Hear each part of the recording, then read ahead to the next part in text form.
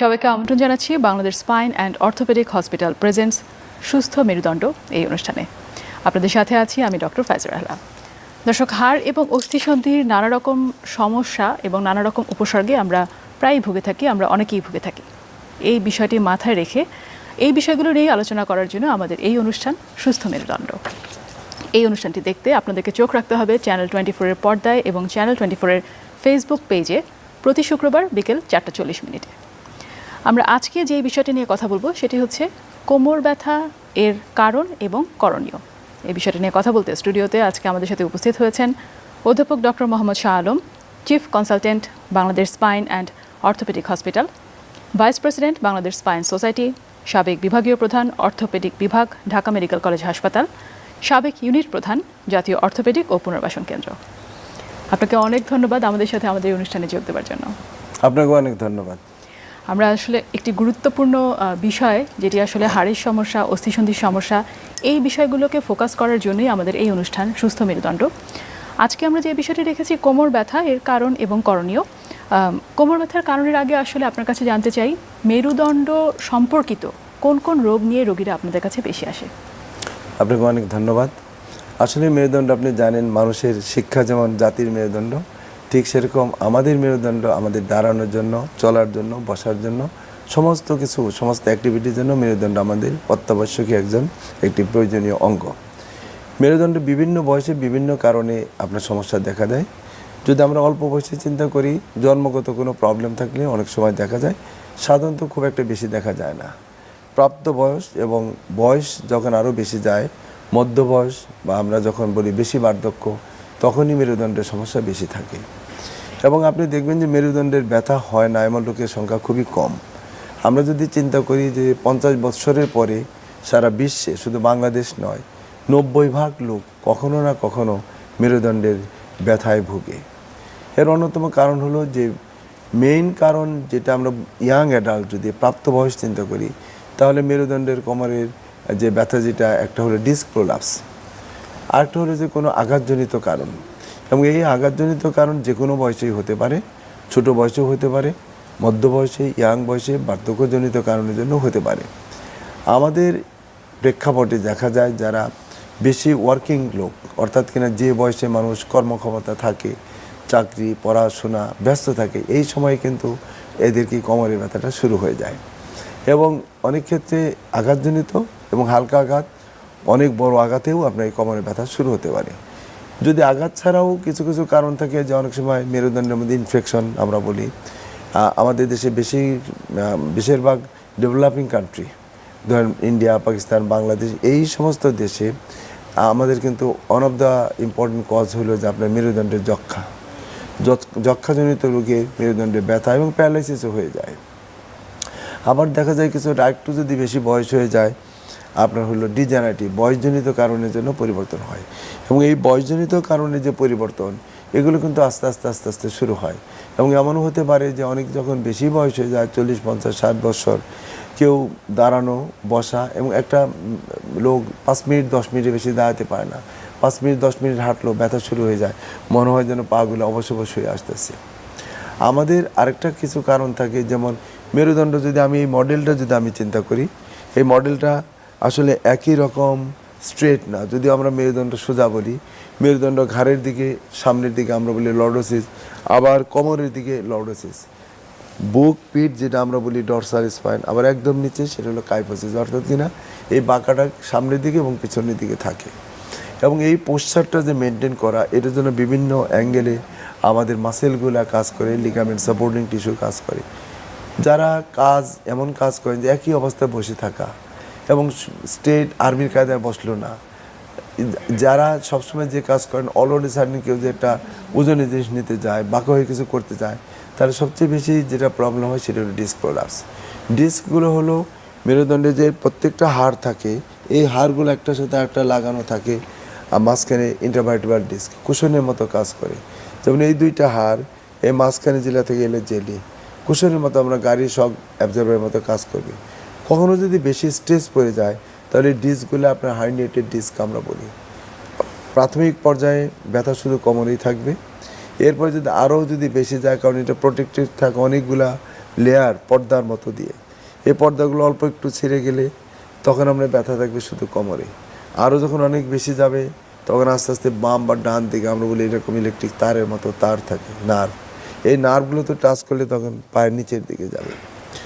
কোমরের ব্যথার ইয়াং বয়সের অন্যতম কারণ ডিস্ক প্রোলাপস। আরও কারণ যেগুলো যেমন পজিশনগত, একই অবস্থায় বসে থাকতেছে, লম্বা টাইম বসা, লম্বা টাইম দাঁড়ানো, এই ধরনের কাজ যারা করে তাদের আপনার হলে আমরা বলি মেকানিক্যাল, অর্থাৎ কিনা মাসেলগুলো যে স্ট্রং থাকে এটা থাকে না। যেমন যেনারা ব্যাংকে কাজ করেন, অনেক লম্বা টাইম বসে কাজ করেন, যারা ডেস্ক ওয়ার্ক করেন তাদের কিন্তু এই কোমরে ব্যথা মানে ডিস্ক প্রোলাপস অথবা মেকানিক্যাল কারণের জন্য বেশি হয়। কিছু কিছু ক্ষেত্রে দেখা যায় যে মেরুদণ্ডের হাড় আস্তে আস্তে একটা দিকে একটা ডিসপ্লেসড হয়ে যায়, আমরা বলি স্পন্ডলোলিস্থেসিস। এটাও আস্তে আস্তে শুরু হয় যদি কোনো আঘাতজনিত কোনো হিস্ট্রি না থাকে, এবং এই ব্যথা শুরু প্রথম অবস্থায় কোমর, দেন কিন্তু পায়ের দিকে যেতে পারে। আপনি দেখবেন কিছু কিছু ইয়াং ছেলে বা মেয়েদের বেশি দেখা যায় যে মেরুদণ্ডগুলো বাঁকা হয়ে যায়, আমরা বলি স্কোলিওসিস। এই স্কোলিওসিস বিশেষ করে মেয়েদের ক্ষেত্রে হলো বেশি সারা বিশ্বে। আমাদের দেশে অনেক সময় বাবা মারা খেয়াল করে না বা লুকায় রাখে। আমাদের দেশে যখন মেয়েরা যখন একটু বড় হয়, বিয়ের বয়স হয়, তখন মারা খুব অরিড হয়ে যায়। এই সময় শুধু ব্যথা থাকে না, ব্যথাটা কমই থাকে, কিন্তু দেখতে যে তার একটা ডিফর্মিটি, একটু আগলি লুকিং এটা হয়, এবং এ নিয়েও অনেক সময় আমাদের কিন্তু কোমরের ব্যথা নিয়ে আমাদের কাছে আসে। অনেকগুলো কারণ আপনি আমাদেরকে বললেন যে কোমরে ব্যথার এই যে মেরুদণ্ড রিলেটেড কী কী কারণে কোমর ব্যথা হতে পারে। এখানে একটি বিষয় জানতে চাই যে মেরুদণ্ডে কোনো সমস্যার কারণে যখন কোমরে ব্যথা হচ্ছে, ব্যথার সাথে সাথে তাদের আর কোনো উপসর্গ থাকে কিনা, অনেকের কি অবশ ভাব বা আরও কোনো উপসর্গ থেকে থাকে কিনা, যেটার আসলে শুরুটা মেরুদণ্ড থেকে, এ ব্যাপারে যদি বলেন। ধন্যবাদ আপনাকে। মেরুদণ্ডের যেটা আমরা বলছি যে এই যে নার্ভ ডিস্কগুলো যে বের হয়ে যায়, প্রথম অবস্থায় কিন্তু ব্যথা থাকবে শুধু কোমরের মধ্যে। যখন নার্ভে যাবে তখন নার্ভ কিন্তু পায়ের দিকে আপনার রেডিয়েট করবে, এবং এটা ডিপেন্ড করে যে কতটুকু চাপ, কতটুকু আপনার প্রেশার দিল। প্রাথমিক অবস্থায় যে নার্ভটা যাবে, এই নার্ভগুলো তো আপনি জানেন যে এক একটা আঙ্গুল, এক একটা পা, এক একটা মাসেলে আপনার হলে সাপ্লাই দেয়। প্রাথমিক অবস্থায় ধরেন হয়তো ঝিনঝিন করবে, আরও যদি চাপ বেশি হয় দেন অবশ অবশ ভাব হবে, একসময় অবশ হয়ে যাবে, এবং ওই জায়গা একটা পার্টিকুলার এরিয়া বুধ শক্তি কমে যাবে। সবচেয়ে ডেঞ্জারাস অবস্থা হয় ডিস্ক প্রোলাপস, যে হিউজ ডিস্ক বের হয়ে দেখা যাবে যে পায়খানা রাস্তার চতুর্দিকে অবশ হয়ে যাবে, এবং দুই পা প্যারালাইসিস হয়ে যাবে, অথবা একটা পা প্যারালাইসিস অথবা অবশ হয়ে যাবে, এবং তার চেয়েও ডেঞ্জারাস হলে প্রস্রাব পায়খানা বন্ধ হয়ে যাবে। আমরা যেটা বলি যে immediate or acute neurological deficit, অথবা এটা প্রোগ্রেসও করতে পারে, যে প্রথম অবস্থায় বেশ একটু থাকলেও দিন যাচ্ছে কোনোভাবেই আপনার আর মানে এটা কমতেছে না, বেড়ে যাচ্ছে। আর সবচেয়ে ডিসএবিলিং হলো যে কোনো অবস্থাতেই আপনার বসে থাকা, শুয়ে থাকা, মানে কোনোভাবে শান্তি নাই। এরকম যখন অবস্থা হবে তখন একটা পর্যায়ে গেলে কিন্তু অনেক সময় আমরা, যদিও এগুলোর চিকিৎসার মধ্যে নন সার্জিক্যাল ট্রিটমেন্টই বেশি, কিন্তু একটা পর্যায়ে গেলে কিন্তু অনেক সময় সার্জারিও করতে হয়। সুতরাং এটার কমপ্লিকেশন খারাপ দিক হলো ওইটাই যে যদি প্যারালাইসিস শুরু হয়, অবশ অবশ ভাব শুরু হয়ে যায়, তখন এই স্ট্রং ইন্ডিকেশন আমরা বলি যে সার্জারি মানে লাগবে বা করতে হয়। জি, অনেকগুলো কারণ আপনি বলেছেন, এর মধ্যে আমরা পিএলআইডি নিয়ে শুনলাম, টিবি, ডিজেনারেশন, ইনজুরি, এরকম অনেকগুলো কারণেই আসলে কোমরে ব্যথা হতে পারে। আমরা শুরুতে একটু পিএলআইডি নিয়ে যদি কথা বলতে চাই, কাদের বেশি পান আপনারা, কারা পিএলআইডিতে বেশি ভোগে? পিএলআইডি প্রথমে আপনাকে বলছি যারা ইয়াং অ্যাডাল্টদের ডিস্কগুলো খুব আপনার স্ট্রং স্টাউট যেমন থাকে প্রোটেক্টেড, এবং এটা ধরেন আপনার যেটা বলি যে স্প্রিংয়ের মতো কাজ করে, অত তার সাহসও থাকে না, ভারী কাজ তার প্রয়োজন হয় না। কিন্তু একটা ইয়াং লোক হঠাৎ করে সে মনে করে না আমি এটা পারবো, একটা ওজনে একটা জিনিস নিয়ে ফেললো। এবং আপনি দেখবেন ঘরের মধ্যে দেখা যায় মহিলাদের অনেক বেশি হয়, 2-3টা কারণের জন্য মহিলাদের হয়। মহিলাদের যখন পেটে বাচ্চা থাকে, থার্ড স্টেজে নর্মাল ডেলিভারি হওয়ার জন্য রিল্যাক্সিন নামে একটা হরমোন আপনার রিলিজ হয়। সেক্ষেত্রে সমস্ত লিগামেন্টসগুলো যাতে লুজ থাকে, সেই সময় কিন্তু আমাদের ডিস্কগুলো এগুলো একটু রিল্যাক্সড হয়। তখন যদি স্টেজ ওয়েট বেশি, একটু এদিক সেদিক একটু স্টেপ বা কিছু একটু ঝাঁকি লাগলো, তখন কিন্তু অনেক সময় এই ডিস্ক প্রোলাপসটা শুরু হয়ে যায়। আবার দেখা যায় যে যেনারা ওয়েট একটু বেশি, বাট মহিলারা নিচু হয়ে কাজ করতে হয়, তাদের ঘরের মধ্যে কাজ করে বাঁকা হয়ে কাজ করতে হয়, গ্রামে যেমন ঘর সরার থেকে শুরু করে ঝাড়ু দেওয়া যখন বাঁকা হয়, নোয়ায়, তখন এই যে ফরওয়ার্ড বেন্ডিং এটা কিন্তু খুব অনেক সময় ডেঞ্জারাস। যারা সবসময়ই অভ্যস্ত করে তাদের হবে না, কিন্তু যে কাজ আপনি আমি করি না, বাট অন এ সাডেন আমরা যে বলি আনঅ্যাকাস্টমড ওয়ার্ক, অর্থাৎ আমি অভ্যস্ত না, কিন্তু হঠাৎ করে আমি শখ করে বা প্রয়োজনে মনে করেন যে ঘরের মধ্যে মহিলারা কী করে, অনেক সময় তার মনে হলো যে আমি সোফাগুলো একটু চেঞ্জ করি, ঘরে একটু রিঅ্যারেঞ্জ করি, এরকম একটা কাজ করতে গেলে দেখা যায় যে হঠাৎ করে ডিস্ক প্রলাপস হয়। আবার দেখা যায় যে সারাদিন বন্ধের দিন অনেক কাজ করছে, বিভিন্ন রকমের কাজ করছে, সে রেস্টই নেয়, সন্ধ্যার পর আস্তে আস্তে তার কোমরে ব্যথা শুরু হয়। অর্থাৎ কি না, উনি প্রত্যেক দিন করেন না, কিন্তু একদিন হঠাৎ করে প্রয়োজনে অথবা শখের কারণে অনেক বেশি কাজ করছেন এবং এই পিছনের মাসেলগুলোকে এত বেশি স্ট্রেস পড়ছে যে তার যে প্রোটেক্টিভ ক্ষমতাটা সে হারিয়ে ফেলছে। তখনই যে আমি বলছি যে মেরুদণ্ডটাকে যে মেনটেন করবে পোস্টার, সেই পোস্টার আর মেনটেন না হওয়াতে তাকে যেভাবে স্ট্রংভাবে রাখবে সেটা সে ফেল করলো।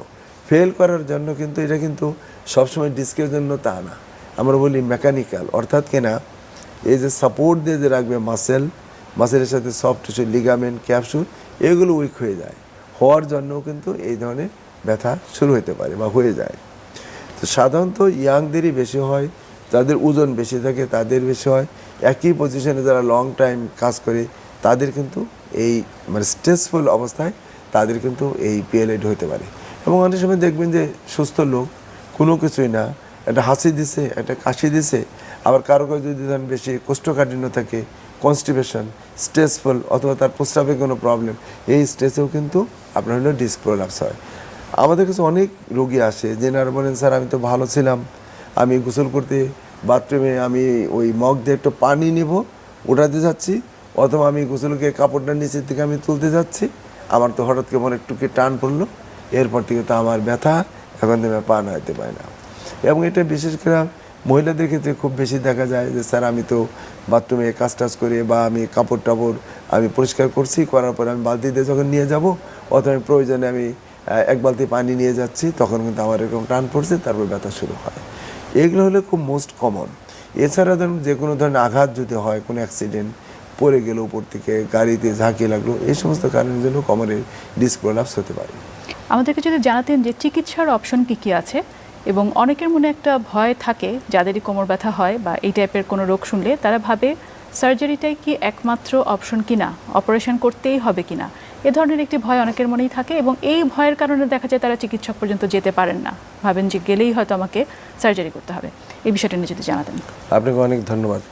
আমি প্রথমে বলছিলাম যে আমাদের এই মেরুদণ্ড পিএলআইডি যদি হয়, বেশিরভাগ ক্ষেত্রে, আবার অনেক ক্ষেত্রে 80-85-90% আপনার সার্জারি লাগে না, এক নাম্বার। নাম্বার 2, যাদের কোনোভাবেই আমরা কনজারভেটিভ ট্রিটমেন্ট বলি, যে ব্যায়াম, থেরাপি, নিয়ম কানুন এগুলো সমস্ত করলাম, ফিজিওথেরাপি করালাম, কোনোভাবেই ভালো হচ্ছে না, সেই ক্ষেত্রে সিলেক্টেড কিছু ক্ষেত্রে আমাদের সার্জারি করতে হয়। আর সার্জারি করতেই হবে, যেটা একটু আগে আমরা বলছিলাম যে কর্ডাইকোনাস সিনড্রোম, যে কোনো কারণে যদি প্যারালাইসিস হয়ে যায়, অবশ হয়ে যায়, যে অবশগুলো কোনোভাবেই ভালো হচ্ছে না, প্লাস পায়খানা প্রস্রাব কন্ট্রোল হারিয়ে ফেলে, অথবা পায়ের অবশ, আঙুলের অবশ, অথবা শক্তি আস্তে আস্তে শুধু কমতেই থাকবে, কোনোভাবেই বন্ধ হচ্ছে না, সেই ক্ষেত্রে আমরা সার্জারি করি।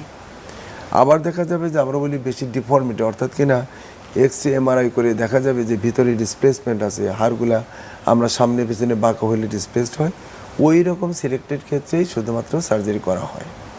সার্জারি একসময় খুব ভয়াবহ ছিল, মানুষ শুনলেই ভয় পেত, এখন সার্জারির অনেক অনেক সেফ সার্জারি, এবং আমরা এমনভাবে সার্জারি করি, আজকে সার্জারি করলে কালকে বা পরশু আমরা রোগী ছুটি দিয়ে দিই, যেহেতু সব ক্ষেত্রে লাগে না। এবং আমাদের যেমন স্পাইন অ্যান্ড অর্থোপেডিক হসপিটালে আমাদের রেকর্ড আছে যে অনেক ডাক্তার অপারেশনের অ্যাডভাইস করে আমাদের কাছে পাঠিয়ে দেন। আমরা যদি দেখি যে না, এটাকে সার্জারি না করে ভালো করার সুযোগ আছে, আমাদের কিন্তু অনেক এগুলো আমরা করতেছি, আমাদের সার্জারি করি না। কিন্তু যেগুলো আমরা বললাম যে যেটা না করলে তার দিন দিন আরও খারাপ হবে, অথবা যে কোনো সময় প্রস্রাব পায়খানায় কন্ট্রোল হারিয়ে ফেলবে, তাদেরকে আমরা সার্জারি করি। আপনি জেনে আরও খুশি হবেন যে আমাদের কিন্তু বাংলাদেশে সরকারি বেসরকারি অনেক জায়গায় এমন একটা পর্যায়ে আছে যে আমরা মডার্ন সার্জারি বলতে যা বোঝায় সেটা কিন্তু আমরা 90-95% এখন আমরা করতে পারি। যেমন আমাদের স্পাইন হসপিটালে আমরা ছোট্ট একটু ছিদ্র করে আমরা আমাদের মেশিন আছে, আমরা বলি সিয়াম, যেমন আমার সেন্টারে 4টা সিয়াম, উই হ্যাভ নিউরোমনিটর, যদি কখনো আমরা ডিফর্মিটি কেস করি যে তার প্যারালাইসিস হয়ে যেতে পারে কিনা, আমরা সেটাও আমরা চেক করতে পারি। যে কারণের জন্য আমরা সিয়াম দিয়ে বিশেষ করে পিএলআইডি সার্জারি আমরা চেক করে অপারেশন থিয়েটারের মধ্যে এটা একটা মানে এক্স রে, যে আমরা কোন জায়গায় আছি। যেটা আগে হতো যে আমরা এক লেভেলে যাব, হয় উপরে বা নিচে হয়ে গেছে, এখন আর এটা যাওয়ার কোনো সুযোগ নেই। আমরা সার্জারি করার আগে চেক করে নিচ্ছি, সার্জারি করার পর আবার ফাইনাল চেক করে দিচ্ছি যে আমরা সঠিক জায়গায় সঠিকভাবে করতে পারলাম কিনা। যে কারণে যেন সার্জারির যেমন আমরা সাকসেস রেট যদি আমরা বলি, তুলনামূলকভাবে ডে বাই ডে বেড়ে গেছে, এবং যে কারণের জন্য রুগীদের যে ভোগান্তি বা ভয়ও কমে যাচ্ছে। সুতরাং সার্জারি এখন আর ওই ভয়াবহতা এখন আর নাই, এবং আমরা সিলেক্টেড কেসে করি এবং আমরা খুব ভালো রেজাল্ট পাই। একবার যদি সার্জারি করা হয় কারোর এই সমস্যার কারণে, পরবর্তীতে কি আবারও এই একই সমস্যা হওয়ার সম্ভাবনা থাকে কিনা? ইউজুয়ালি যে লেভেলে আমরা সার্জারি করি, যদি এটা আমরা সাকসেসফুলি করতে পারি, ওই লেভেলে আর কোনো অসুবিধা হয় না।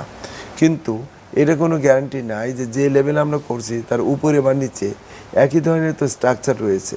সুতরাং ওই সমস্ত জায়গায় যদি এই ধরনের ডিস্ক কোলাপস হয়, যদি সার্জারি মানে মানে কি বলে medical treatment, conservative treatment fail হয়, তাহলেই সার্জারির প্রশ্ন আসে।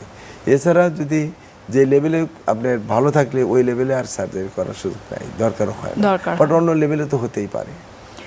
এবারে আসলে আমরা যে বিষয়টা নিয়ে কথা বলতে চাই, যেটি আপনি বললেন যে অন্যান্য লেভেলে কিন্তু হতে পারে, যেই লেভেলে আসলে সার্জারি হয়ে গেল সেটি সেফ, বাকি সব লেভেল তো আমরা আসলে টাচ করিনি।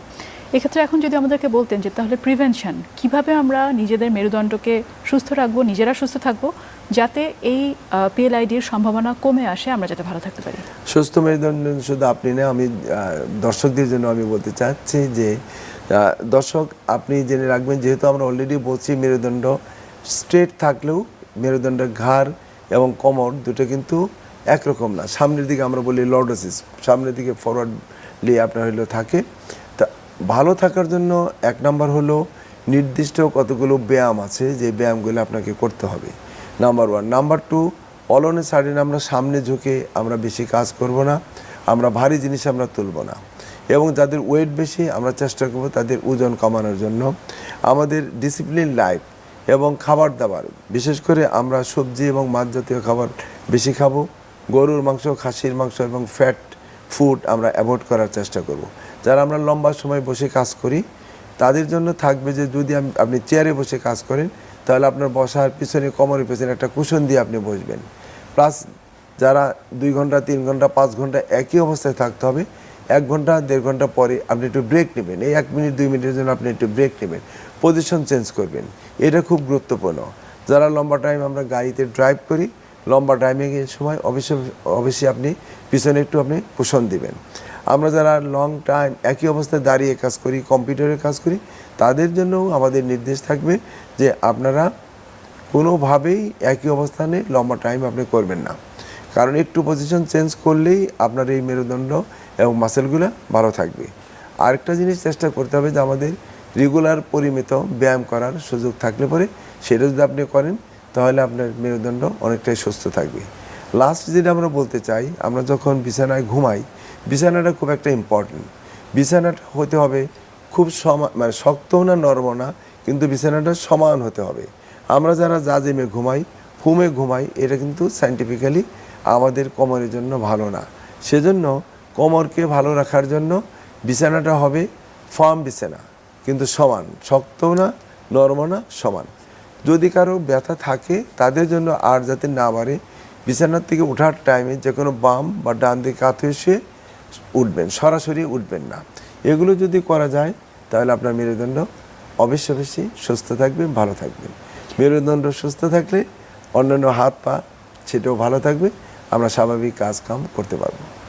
জি, আপনাকে অনেক ধন্যবাদ এই পরামর্শগুলো দেওয়ার জন্য এবং কিভাবে চলতে হবে। যখন আসলে কেউ সবসময় দেখা যায় যে হয়তো তার কাজকর্মের কারণে যেভাবে আমরা উপদেশ দিচ্ছি সেভাবে হয়তো মেনে চলা সম্ভব না। আমাদের এখন যদি আমরা এই যান্ত্রিক জীবনের কথা ভাবি, 9টা থেকে 5টা যারা অফিস করেন তারা আগে 2 ঘন্টা সময় হয়তো তারা অফিসে যাতায়াতেই চলে যায়, সেখানেও তাকে হয়তো বসেই থাকতে হচ্ছে।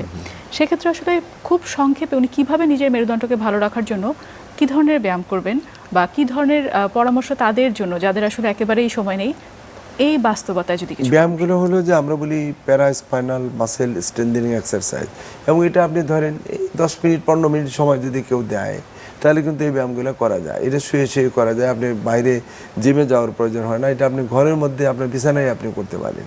এখন এই মুহূর্তে এটা দেখানো খুব মুশকিল, এটা যদি কেউ যদি জানতে চায় ইউটিউবে দেখতে পারে যে আমি মেরুদণ্ডের ভালো রাখার জন্য কী কী এক্সারসাইজ আমি করব। এটা কিন্তু এখন ইউটিউবে খুব সবই পাওয়া যায়। আর যারা লং টাইম আমি অলরেডি বসে গাড়িতে বসে আছেন তাদের কিন্তু আমি অবশ্যই বলি যে তারা যেন কুশন ব্যবহার করে, কারণ এই লম্বা টাইম বসে থাকলে এরকম আপনি বাড়তে পারে।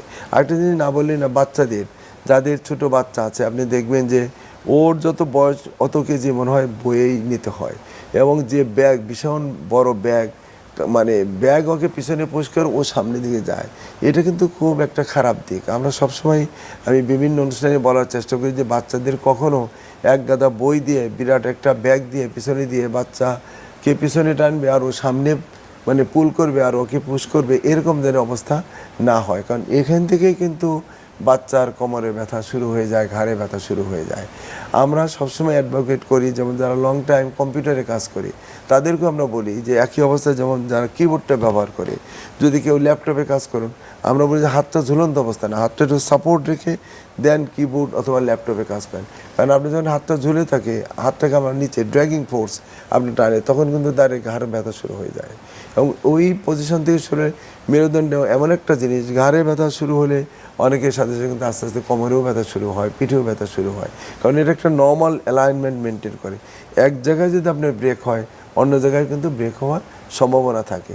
সেই কারণের জন্য মেরুদণ্ডের যে ব্যায়ামগুলো এমনভাবেই করা যে পুরো হোল মেরুদণ্ড আপনি একদম ধরেন ঘাট থেকে শুরু করে মাথার নিচের পোষণ থেকে শুরু করে পিছনে একদম পেলভিস পর্যন্ত যে মাসেলগুলো সামনে পিছনে সাইডে মাসেলগুলো কিন্তু স্ট্রং করার জন্য, স্ট্রেনথেনিং বাড়ানোর জন্য, স্ট্রেনথেনিং করার জন্য কিন্তু এক্সারসাইজগুলো অ্যাডভোকেট করা হয়। ইউটিউবে কেউ দেখতে চাইলে দেখতে পারবে। আমরা যেমন আমাদের চেম্বারে যখন আসে আমরা তো সুন্দরভাবে শিখিয়ে দিই। আপনাকে অনেক ধন্যবাদ আমাদের এই অনুষ্ঠানে এই কোমর ব্যথা সম্পর্কে এবং চিকিৎসা এবং প্রিভেনশন সম্পর্কে এত কিছু জানানোর জন্য, এত কিছু আমাদের দর্শকদেরকে বলার জন্য অনেক ধন্যবাদ। আপনাকে অনেক ধন্যবাদ। ধন্যবাদ চ্যানেল 24কে, এবং আজকে আমাদের সাথে যে দর্শকরা আছেন ওনাদেরকে আমার পক্ষ থেকে অনেক অনেক ধন্যবাদ। প্রিয় দর্শক, আজ তাহলে এ পর্যন্তই। দেখা হবে সামনের সপ্তাহে, কথা হবে অন্য কোনো বিষয় নিয়ে। দর্শক, আমাদের এই সুস্থ মেরুদণ্ড অনুষ্ঠান দেখতে অবশ্যই চোখ রাখবেন প্রতি শুক্রবার বিকেল 4:40 ভালো থাকুন, সুস্থ থাকুন, দেখতে থাকুন চ্যানেল 24।